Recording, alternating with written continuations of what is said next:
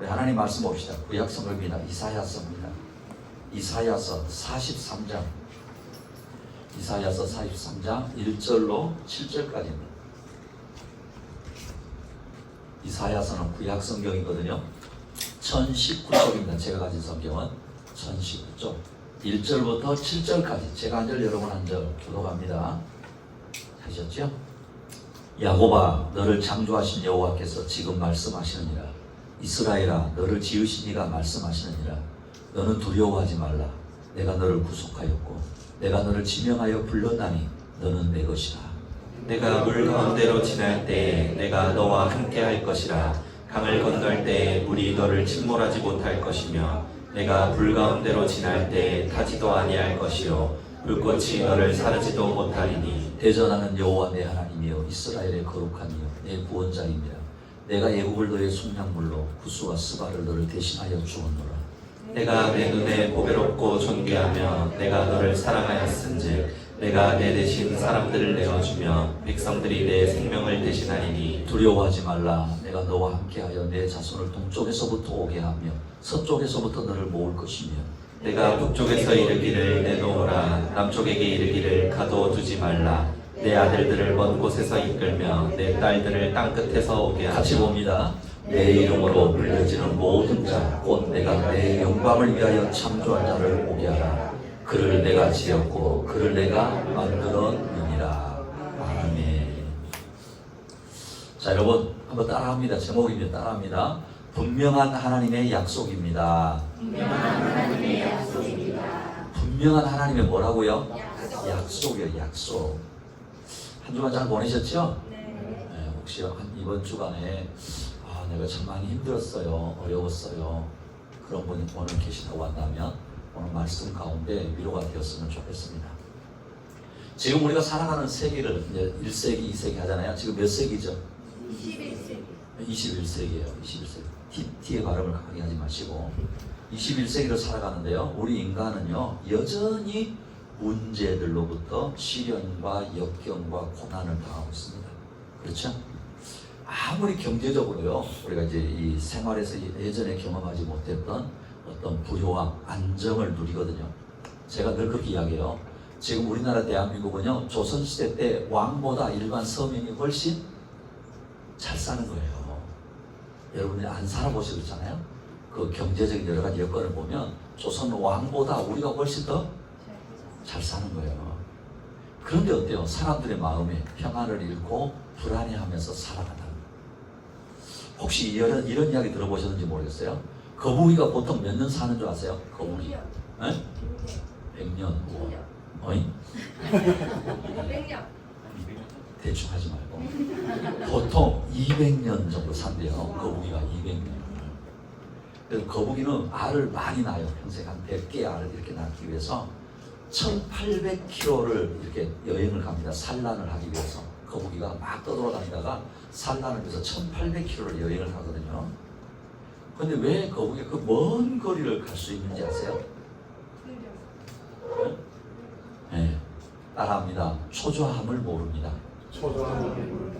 거북이가 묻진 않았어요. 근데 그 거북이가 알을 낳기 위해서 1800km 이상을 가는데 거북이에는 초조함이 없다는 거예요. 가다가 막 쏘라기가 쏟아지면 그냥 머리를 몸 안으로 모으면 돼요. 그래서 쏙 넣고요. 너무 뜨거워서 탁 쏙 넣고 잠시 쉬어간다는 거예요. 그래서 특징이 있다는 거예요. 특징이 있는데 유순하고 한가로운 동물이 장수한답니다. 그런데 맹수는 단명합니다. 사람은 어떨까요? 단명하죠. 그러니까 사람도 사실은 비슷한 게 있다는 거예요. 화를 잘 내고 성급한 사람들 중에 장수하는 사람이 많이 없대요. 화 내는 분들 좋죠. 과거에 비하면 오히려 감사하고 잠시 여유를 가지고 살아도 될 것 같은데 맞잖아요, 그죠? 과거에 비하면 좀 여유도 좀 가지고 있고 조금 이렇게 좀 마음에 감사가 있으면 좋을 건데 그렇지 못하다라는 거예요. 이건 실제로 독일에서 있었던 일입니다. 독일 한 탄광에서요, 갱도가 무너져가지고 광부들이 갱 안에 갇히게 된 겁니다.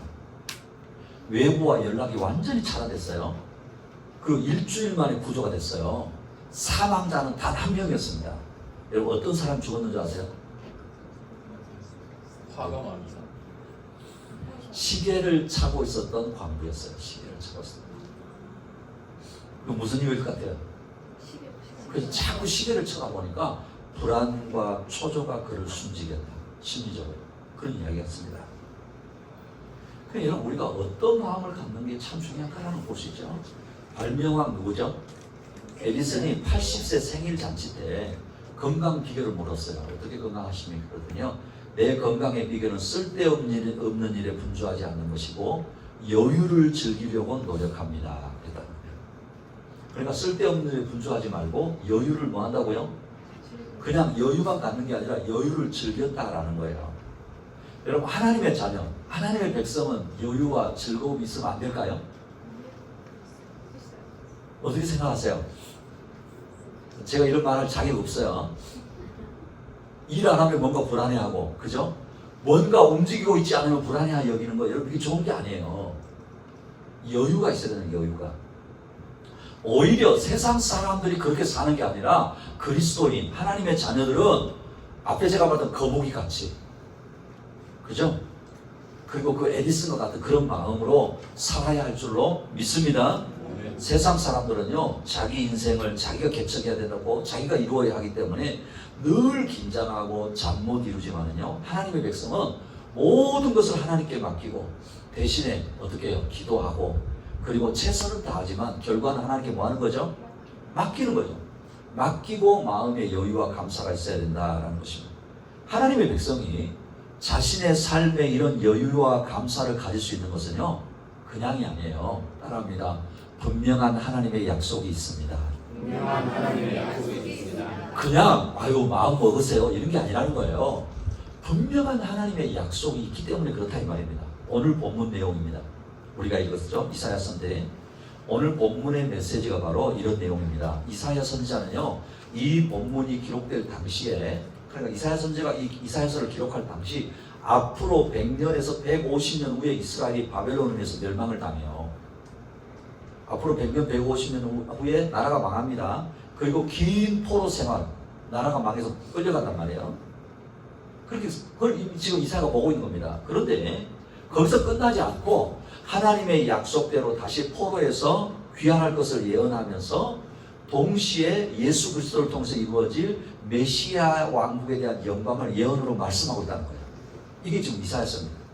그런데 오늘 본문 앞에요, 오늘 43장을 읽었잖아요. 42장 마지막 부분과 대조를 이루며 시작해요. 그러니까 42장과 43장은 대조를 이루거든요. 원문에서는 오늘 다시 봐보세요. 43장 1절에 보시면 야곱아 너를 창조하신 여호와께서 지금 말씀하시냐고 했잖아요. 그런데 원문에는 그러나 이렇게 시작해요. 그러나라고 하는 단어가 개역 개정에는 이제 빠져 있어요. 앞부분에서는 무슨 이야기를 하고 있느냐면 이스라엘 백성이 하나님의 길로 행하지 않고 자기 길, 죄악의 길로 가서 하나님이 그들을 징계하시지만 이것이 그들을 버리시는 것이 아니고 오히려 그 징계하셨지만 때가 되어지면 반드시 다시 뭐 하신다? 구속하시겠다, 회복시켜 주시겠다라고 하는 선언이라는 거예요. 그래서 이 42장까지는 너희들이 징계를 받아서 앞으로 이렇게 될 거야 하고 이야기하지만 그 다음 뭐라고요? 그러나로 시작한다는 거예요.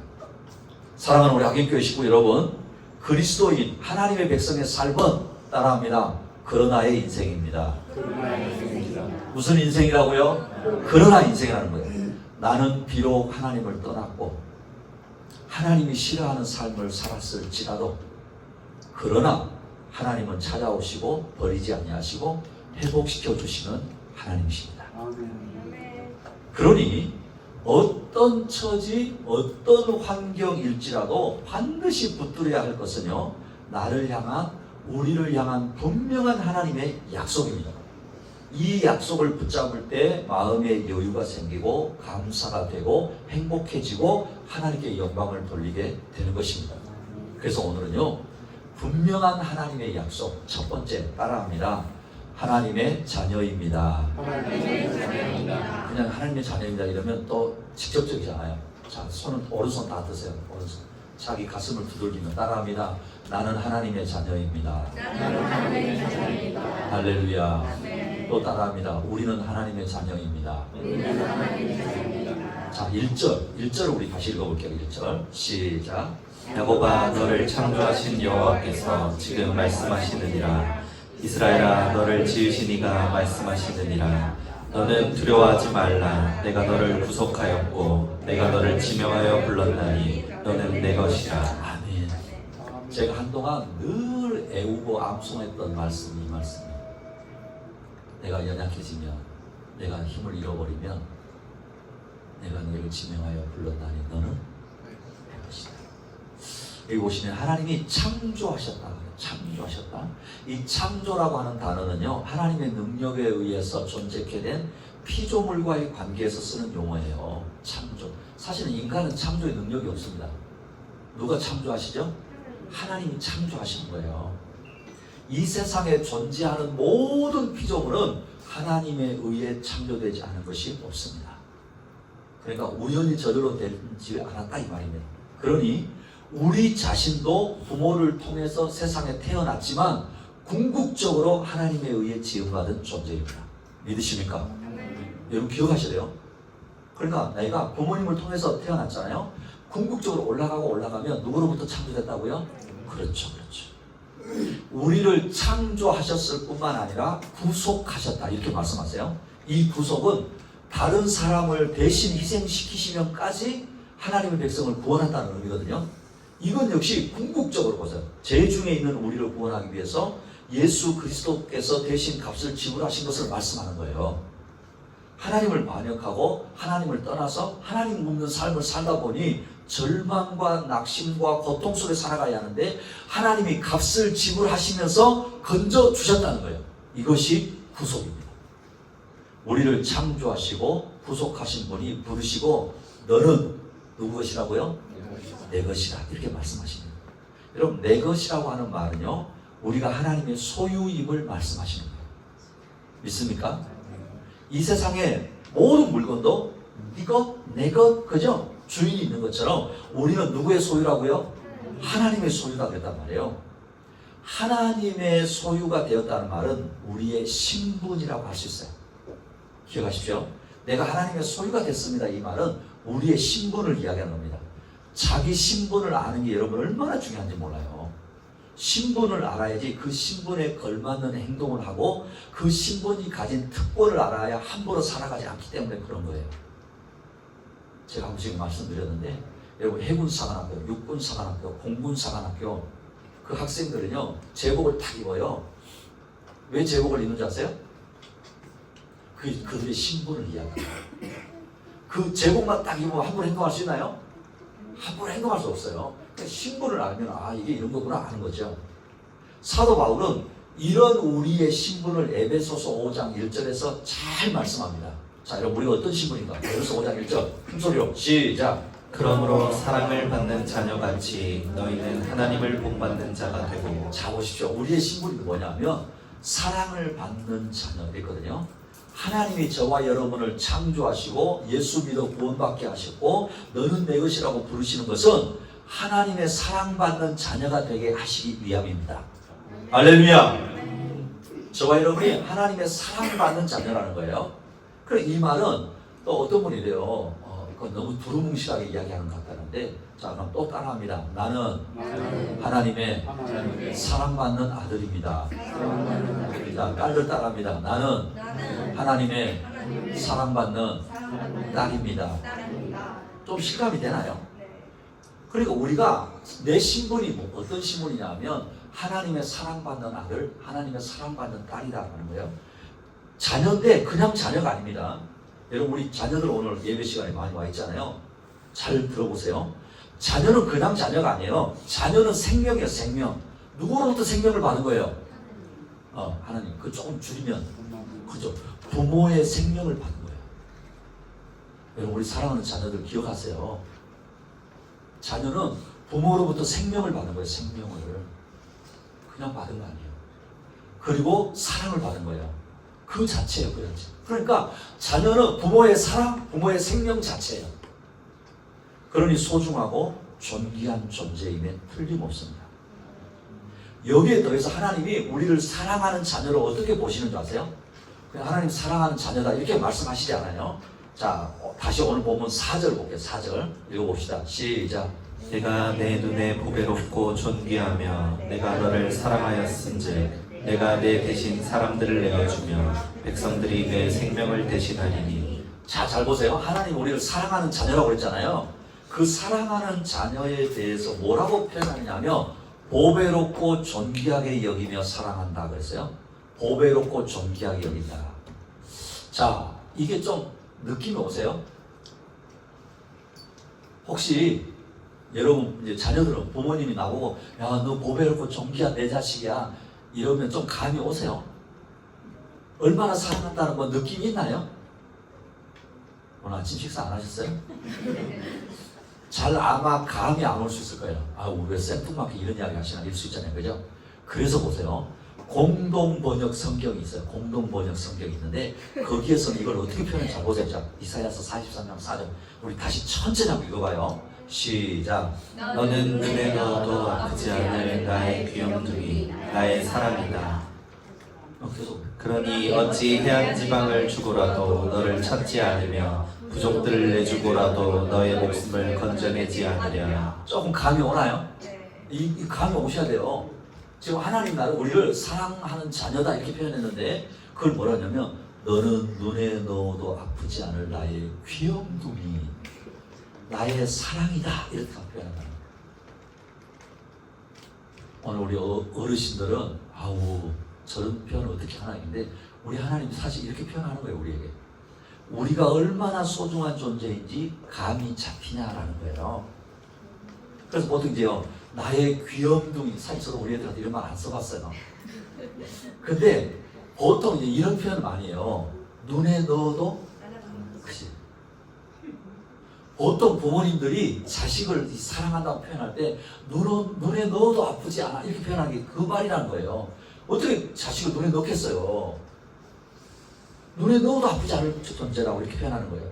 자식을 위해서 모든 것을 쏟을 수 있는 부모와 같은 마음, 그 사랑으로 우리 하나님이 저와 여러분을 사랑하시다.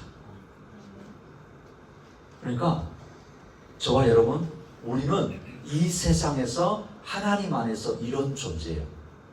여러분, 이게 신분이고 이게 존재고 우리의 가치입니다. 이 말씀을 기억하셔야지 오늘 3대지까지 갑니다. 자식은요 아무리 나이가 들어도 부모에게는 자식이에요. 맞습니까? 뭐 아버지랑 나랑 막 같이 늙어가는 근데 뭐 이렇게 할 수 없어요. 부모와 자식은 나이가 들어도 부모에게 자식은 자식입니다. 그러니 세월이 흘러도 나이가 들어도 하나님 앞에 사랑받는 자녀임을 잊지 않으시기를 축복합니다. 정말 그렇습니다. 내가 나이가 들었어도 내가 연륜이 깊었어도 하나님의 사랑받는 내가 자녀지. 사랑하는 우리 한경교회 식구 여러분, 성도 여러분, 나는 하나님의 자녀라는 분명한 하나님의 약속을 붙드시기를 축복합니다. 분명한 하나님의 약속 두 번째 따라합니다. 하나님이 보호하시고 책임지십니다. 하나님 보호하시고 책임지십니다. 하나님 뭐 하시고요? 그 다음에요? 책임지신다는 거예요. 우리가 하나님의 사랑받는 자녀라고 한다면 그 사랑하는 자녀들을 그냥 놔두시느냐 말이에요. 당연히 아니죠. 하나님이 보호하시고 책임지신다라는 겁니다. 자, 여러분 2절입니다. 2절 읽어볼게요. 시작. 내가 물 가운데로 지날 때에 내가 너와 함께 할 것이라. 강을 건널 때에 물이 너를 침몰하지 못할 것이며 내가 물 가운데로 지날 때에 타지도 아니할 것이요 불꽃이 너를 사르지도 못하리니. 아멘. 자, 여러분 보십시오. 하나님이 사랑하는 그 자녀를 어떻게 보호하시는지 책임져 주시는지. 사실은 이 말씀은 이스라엘의 역사 가운데 그대로 이루어졌던 말씀입니다. 그죠? 그러니까 하나님이 없는 이야기를 하시지 않았다 이 말입니다. 이스라엘 백성들이 애굽에 나와서 홍해를 건넜죠. 요단강을 건넜죠. 이런 거 홍해와 요단강을 뭐처럼요. 그냥 이렇게 마른 땅을 건너가듯이 하나님이 갈라주셨어요. 물이 침몰치 못하게 했어요. 다니엘과 그 세 친구 아시죠? 다니엘의 세 친구들 사드락, 메삭, 아벳느고 아시죠? 풀문벌에 던져졌을 때 신앙을 지키기 위해서, 믿음을 지키기 위해서 타협하지 않았을 때, 하나님이 풀문벌에 던져졌을 때도 불꽃이 사르지 못하게 지켜주시고 보호해 주셨잖아요. 그 하나님이 21세기를 살아가는 지금 여기에서도 저와 여러분이 어려운 일을 당할 때 건져주시고 보호하시고 책임져 주시는 분이십니다. 할렐루야. 당신의 백성이 물이나 불과 같은 극심한 위험이나 재난 가운데 처할지라도 완벽하게 보호해 주신다라는 거예요. 그런 여러분 어떨까요? 특별히 우리 학영교회 식구 여러분, 오늘 우리도요 때로는 어때요? 불속을 지나갈 것처럼 느껴질 때 있죠? 물을 건너갈 것처럼 어려운 때가 있잖아요. 그렇죠? 맞죠? 그러나 두려워하거나 놀라워하지 않으시기를 축복합니다. 왜요? 나를 창조하신 분, 나를 지으신 분, 지금 나와 함께 하시는 분, 나를 사랑하시는 아버지 하나님, 그분이 그 고통 가운데 나를 홀로 버려두지 않으시고 방치하지 않으시고, 아세요? 오히려 그 고통의 한복판에 함께 계셔서 그 고통을 이기게 하시고 견뎌내게 하시고 반드시 승리하게 하실 것이기 때문입니다. 할렐루야. 저도 인생을 내 나름대로 좀 살았거든요. 살아보니까 진짜 불속을 가는 것처럼 물속을 지나가는 것처럼 그런 고통스러운 때가 있잖아요. 그죠? 근데 이렇게 돌이켜보면 하나님이 나를 거기 혼자 두시지 않더라고요. 오히려 그 한복판에 하나님이 함께 하셔서 하나님 견디게 하시고 하나님 건너가게 하신다. 이거 보잖아요. 이 말씀에 더해서 보십시오. 심지어 하나님은 어떤 분이신 줄 아세요? 자, 3절 4절 제가 한 절 여러분 한 절. 대저 나는 여호와 내 하나님이요 이스라엘의 거룩한 이요 내 구원자임이라. 내가 애굽을 너의 속량물로 구스와 스바를 너를 대신하여 주었노라. 내가 내 눈에 보배롭고 존귀하며 내가 너를 사랑하였은즉 내가 내 대신 사람들을 내어주며 백성들이 내 생명을 대신하리니. 잘 보세요. 우리 하나님 어떤 하나님이신가 하면 당신의 백성의 죄를 갚으시려고 적절한 대속물을 찾으신다는 거예요. 무슨 말인지 아시겠어요? 하나님은 이처럼 나를 구원하기 위해서라면 세상 모든 민족과 맞바꾸실 만큼 나를 보배롭고 존귀하게 여기신다. 여러분, 이걸 또 착각하지 마세요. 부모의 눈에는 누구밖에 안 보여요? 그렇습니다. 이거는 허용된 이기심이에요. 부모의 눈에는 자식밖에 안 보이는 거예요. 하나님 그렇게 지금 말씀하시는 거예요. 그래서 심지어 가장 사랑하는 독생자까지도 대속물로 십자가에 내어주셨어요. 맞죠? 이 놀라운 하나님의 사랑을 믿을 수 있기를 축복합니다. 하나님께서 나를 어떻게 하든지 사랑하시기 때문에 나와 맞바꾸시고 싶으신 거예요. 나의 죄값으로, 나의 그 형벌에 대한 죄값으로 맞바꾸시고 싶으셔서 심지어 독생자를 십자가에 제물로 내어주시면서까지 하나님 나를 사랑하신다. 그래서 우리 하나님이 저와 여러분에게 어떻게 하시는가? 로마서 8장 32절이에요. 자, 믿음으로 읽습니다. 시작. 자기 아들을 아끼지 아니하시고 우리 모든 사람을 위하여 내주시니가 어찌 그 아들과 함께 모든 것을 우리에게 주시지 아니하겠느냐. 아멘. 오늘 예배 자리에 나온 우리 모든 학영교 식구 여러분, 성도님들, 로마서 8장 32절의 말씀이 저와 여러분에게 주시는 분명한 하나님의 약속의 말씀이 되시기를 축복합니다. 여러분 잘 생각해보세요. 나를 바꾸려고 나를 나와 바꿔줄 대속물을 찾는 하나님이 자기의 독생자까지도 아끼지 않으시고 내어주셨는데, 여러분 그 아들과 함께 모든 것을 우리에게 주시지 않겠느냐라는 거예요. 그러니 우리가 가는 인생의 길에도 이 하나님의 사랑과 약속이 함께 하심을 믿을 수 있기를 축복합니다. 내가 어디로 가든지 어느 곳에 있든지 하나님이 보호하시고 책임지시다는 약속을 붙들 수 있기를 축복합니다. 사랑하는 우리 학영교 식구 여러분, 하나님이 나를 보호하시고 책임지신다. 분명한 약속을 붙들어야 할 줄로 믿습니다. 분명한 하나님의 약속. 세 번째 따라합니다. 하나님의 영광을 위해 살아야 합니다. 무엇을 위해 살아야 된다고요? 하나님의 자녀로서 하나님이 보호하시고 책임지시는 하나님의 분명한 약속을 가진 하나님의 자녀는 어떻게 살아야 되느냐라는 거예요. 자, 오늘 본문 7절 같이 읽습니다. 시작.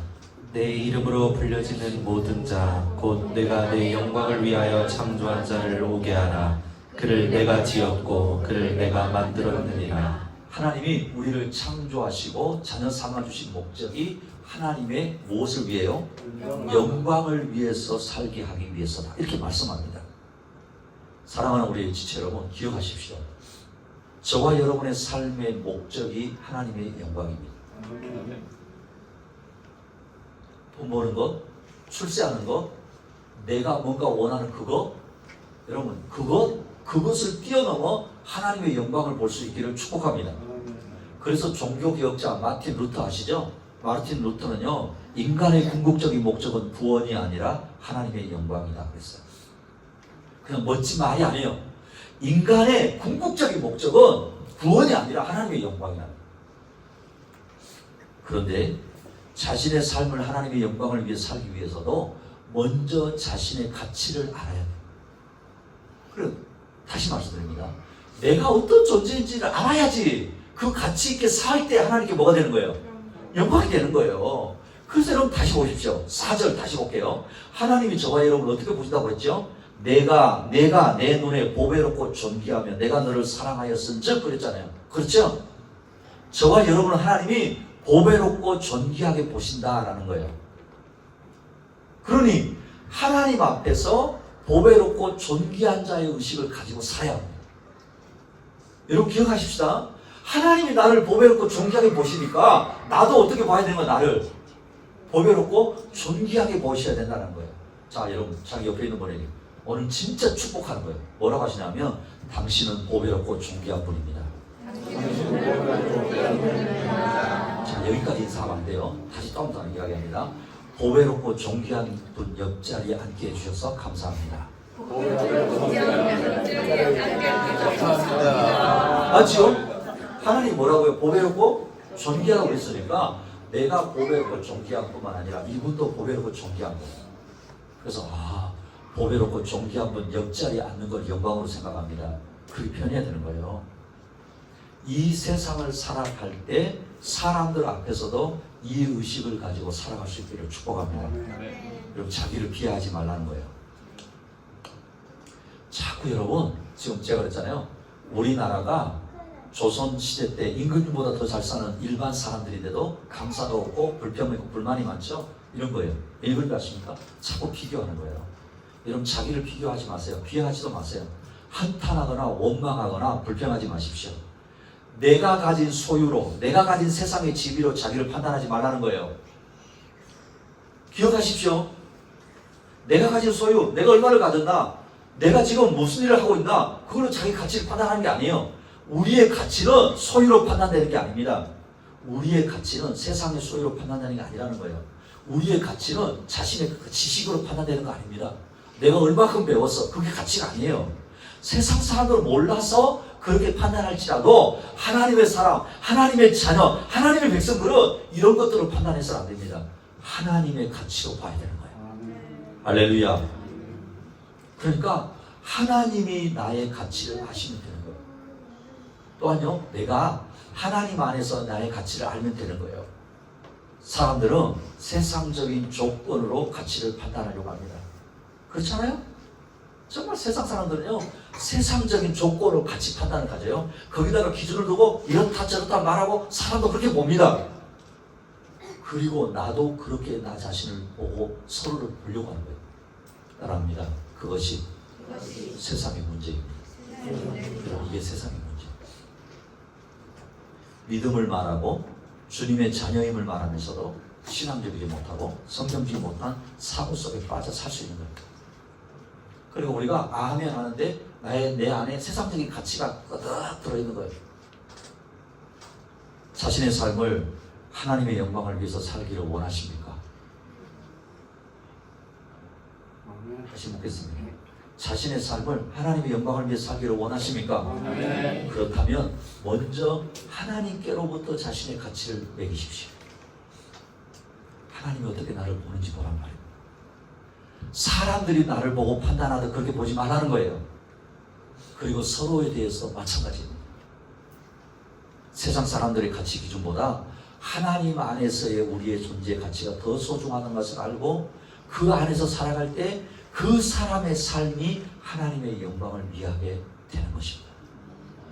그러니까 여러분, 사실은 내가 어떤 일, 무슨 일을 해서 하나님께 영광을 돌린다, 이거는 2차적인 거예요. 한 번 더 따라합니다. 나는 보배롭고 보배롭고 존귀한 자입니다. 존귀한 자입니다. 자, 옆에 있는 분에게도 당신도 당신도 보배롭고 보배롭고 존귀한 분입니다. 존귀한 자입니다. 이 가치를 분명히 알고 나를 대하고 다른 이웃을 대하고 살아갈 때 그 삶 속에 하나님의 영광이 드러난다는 거예요.